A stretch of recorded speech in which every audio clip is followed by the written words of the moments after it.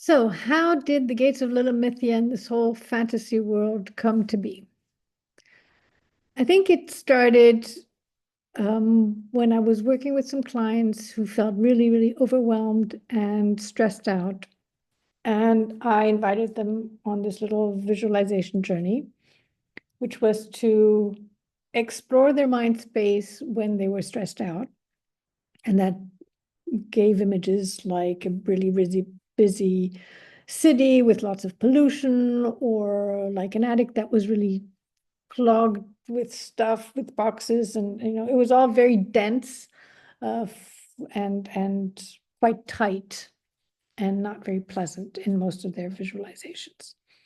And so I invited them to imagine a bridge out of this very defined closed space onto a place where there was just space to breathe, space to move, space to just feel and be in the moment. And so what they saw was typically fields or waterfalls or something very natural. And so we spent a bit of time in there. And while I was also imagining a space, I could see this whole um, area present itself to me beyond that space. So it was about limitless space, but there were things beyond that limitless space. There were cities, there were fairgrounds, there were castles, there were things in the distance. And it sort of made me think of a world where all the different constructs of our identity exist. And so I wanted to go and explore it, but it wasn't the time or the place with my clients. So, we came back and did the rest of the session, and that was it. And for several days, this image that I'd seen kept nagging me to come and explore. So I did what I always do. What I learned to do is I got some really big sheets of paper, beautiful art paper, got my pencils and my pens out, and I just let my hands do the drawing.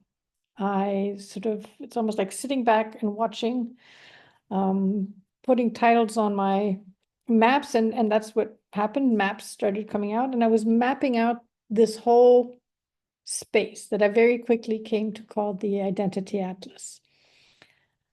And I think it took me 2 weeks to create this atlas, and there were 20 some locations. And then I had zoomed in maps of each location. And then I was starting to create networks of, power lines and waste systems. And there were, roads, larger, smaller roads, and connections between these places.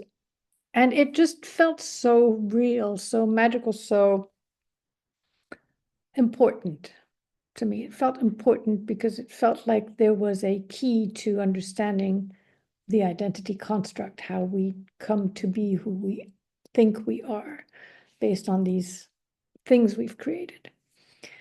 And so I started working with the Identity Atlas with clients, but it all was so very big that it even felt overwhelming to me to have all these places to explore. So I put it aside for a while, came back to it because I knew it was just so important. I created cards for it. I created different elements.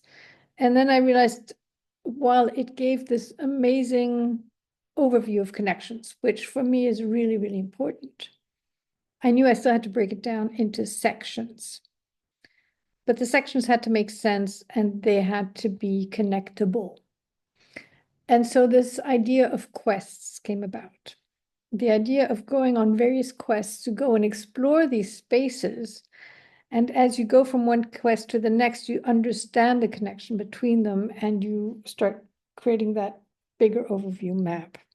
And so the first quest came to be, and well, the whole mystery and magical and fantasy thing, I don't know, that's just been with me because of the amount of games I've created with teams, the things that happen when I take people into that play zone of where they can explore and look at possibilities without limiting themselves right from the beginning.